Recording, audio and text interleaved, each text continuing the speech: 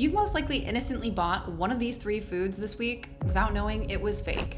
Yeah, fake. Your sourdough bread might be lying to you, along with your olive oil and your honey that might mostly be corn syrup. Today I'm exposing the 3 most commonly faked foods, and I'll show you exactly how to find the real stuff. So quick backstory, I've been working through some digestive issues lately. So I decided to try something called a low FODMAP approach, which is basically eliminating a lot of things that tend to cause like bloating and indigestion in the first place. Most bread tends to be on that list of high FODMAP foods, so that went out the window. But there's a specific type of bread that tends to be okay on the low FODMAP diet, and that is our lovely sourdough bread.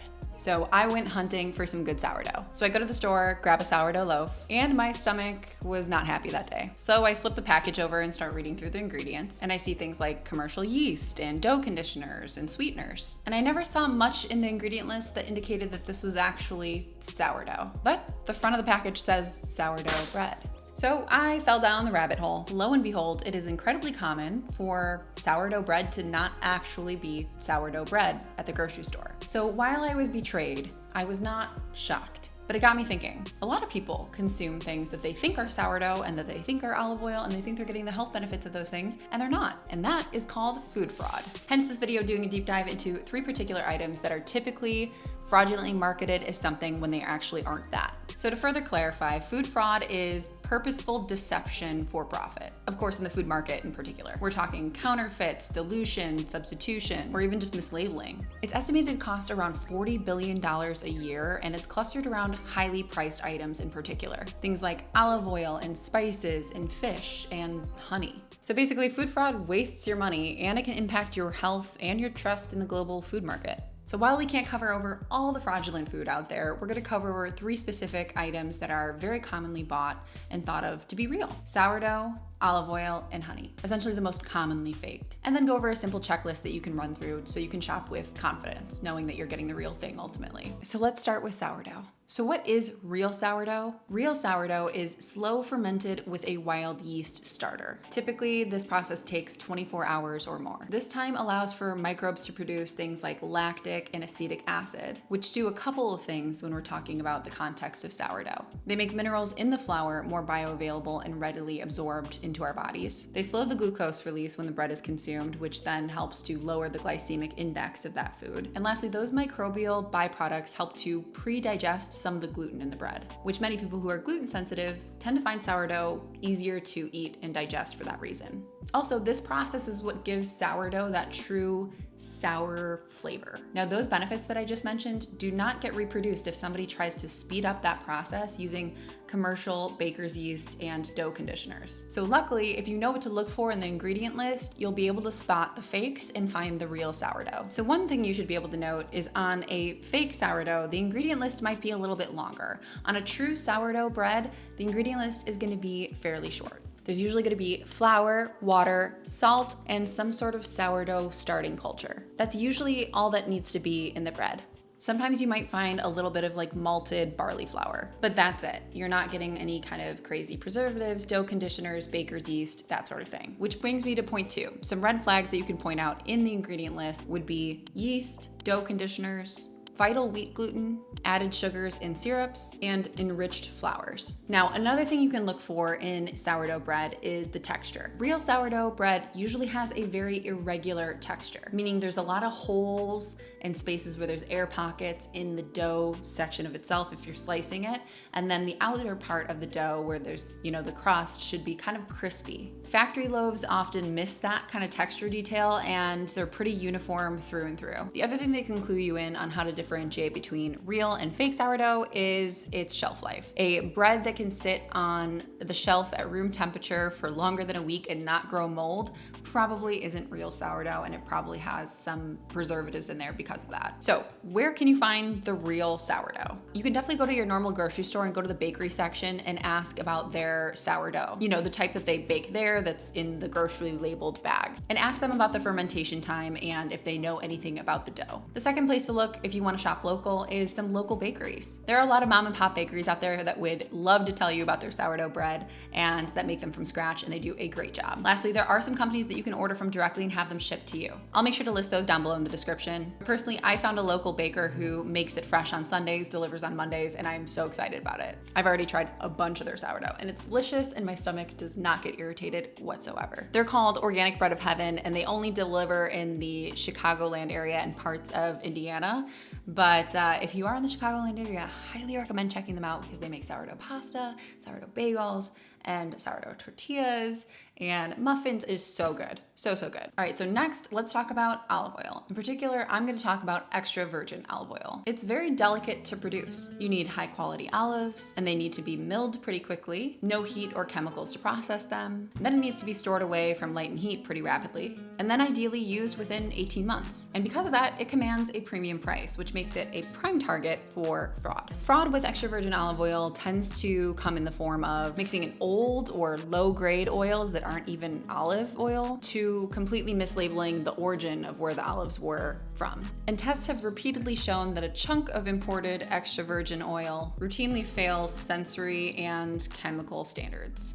So how can you make sure that you're actually getting extra virgin olive oil? Here's a simple buying checklist to use. First thing, try to find a bottle where you can see the harvest date and try to make sure that you're getting that within the 12 to 18 month range of when it's been harvested by. The harvest date will be a better indicator of its quality over the best buy date. Secondly, only get extra virgin olive oil if it's in dark glass or tins only. You're gonna wanna usually avoid clear bottles, especially if they're sitting under bright lights. Try to find an extra virgin olive oil that has a specific origin of olives and isn't just a mishmash of a region. Something you can look for on the bottle that will help with this will be the PDO or PGI, helping you to specify where those olives are from. The next thing to note is that the price isn't necessarily gonna be as cheap as you want it to be. True extra virgin olive oil is gonna come at a little bit of a cost. And lastly, when you brought the olive oil home, you can always do a taste test. Fresh extra virgin olive oil should be vibrant, grassy, a little bit bitter, and with a peppery finish at the back of your throat. So let's move on to another common one we probably all have in our kitchen, honey. Honey seems simple, like how can it really be that adulterated? Well, to understand honey adulteration, a little breakdown here. There's C3 sugars and C4 sugars. C4 sugars basically have a different carbon isotope than C3 sugars, and C4 sugars are in things like sugarcane and corn. And if C4 sugars are found in honey, that means it's been adulterated. So when testing honey, it's unfortunately very common that there are C4 sugars in there, meaning corn syrup or cane syrup has been mixed in. Actually, a European Commission report found that 46% of honey that was imported into Europe was adulterated in some way. So how do scientists actually detect the dupes? They do something called a stable isotope analysis. C4 plants, like the ones I mentioned earlier, corn and sugarcane, tend to have a different carbon-13 signature than C3 plants, which are like nectar sources. When you cut honey with corn syrup, for example, that unique carbon fingerprint shifts, and something called a mass spectrometer can detect that. So how can you ensure that you have real honey on your hands? Well, one of the best ways is to just buy local from a local beekeeper that you know, because everyone knows a beekeeper. Just kidding. But if you have a farmer's market or something like that in the community that you trust, you can talk to them and understand their process, that might be a good step. And yes, crystallization is normal. If your honey crystallizes, that doesn't mean that it's a fake source necessarily. And again, similar to olive oil, it's gonna be a little pricier if you're getting the real stuff, so beware of rock bottom prices. All right, so let's do a quick rapid fire checklist for finding the real things. And I'm gonna put this up on the screen so you can screenshot it and keep it as a resource. For sourdough, green flags would be if the ingredients are only flour, water, salt, and a starter culture, meaning it has long fermentation. Another green flag would be that it has irregular consistency on the inside, nice big pockets, it's not all uniform, and it has a nice crisp crust. Red flags for sourdough would be if you see commercial yeast, dough conditioners, added sugars, and it lasts forever and ever on your shelf, that's a red flag and probably a dupe. Moving on to olive oil. Green flags would be that they list the harvest date on the bottle, the oil is in a dark bottle or tin, there's a specific origin country, not region, and there might be a quality seal that says PDO or PGI or COOC, and the oil has a peppery kind of bitter taste. Okay, so olive oil red flags would be if it's bottled in a clear bottle, if there's vague terms around where it is produced or where the olives are coming from, and if it's suspiciously cheap. Green flags for honey, transparent sourcing, reasonable but little higher price tag, and produced locally. Red flags would be ultra cheap honey, vague origin, not really clear where it's coming from, and that's pretty much it. Okay, so this is some lovely honey I just got from my farmer's market. So this one is pumpkin honey. It has such a nice flavor.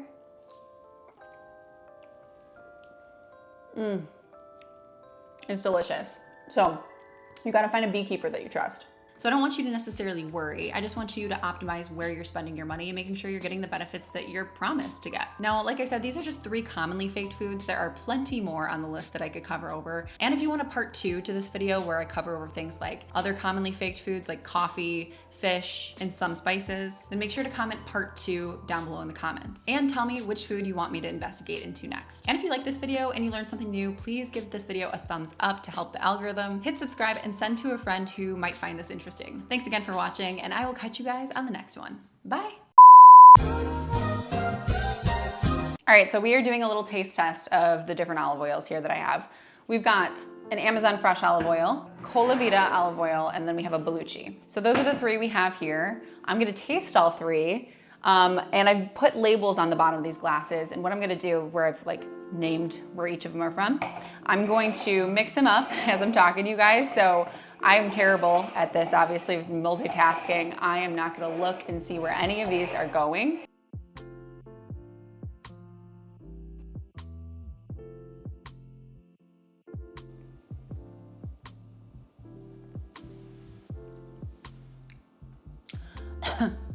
That one's really bitter, which olive oil is supposed to be. Very peppery, like very acidic-y, peppery in the back of the throat.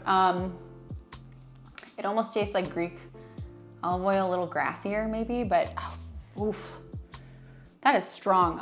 Almost unenjoyable. Let me grab the second one.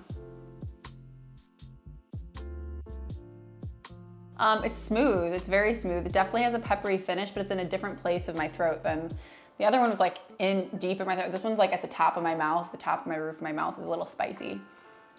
It's bitter, but not unbearably bitter. That's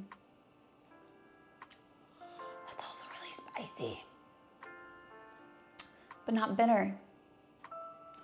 Oh, this is hard. Let me smell. I feel like because this one was so pungent, but like in a bad way, that this might be the Amazon fresh one. It is, this is the Amazon fresh one. So that leaves Colavita and Bellucci. This is not like kicky enough. I feel like maybe Colavita. I feel like this might be the middle ground one. And this might be Bellucci. I don't know, guys. All right, let's see. No, this one's Bellucci. The middle one's Bellucci, this is Colavita. So it's kind of hard to tell. The only one that was very obvious was this one, which was super harsh.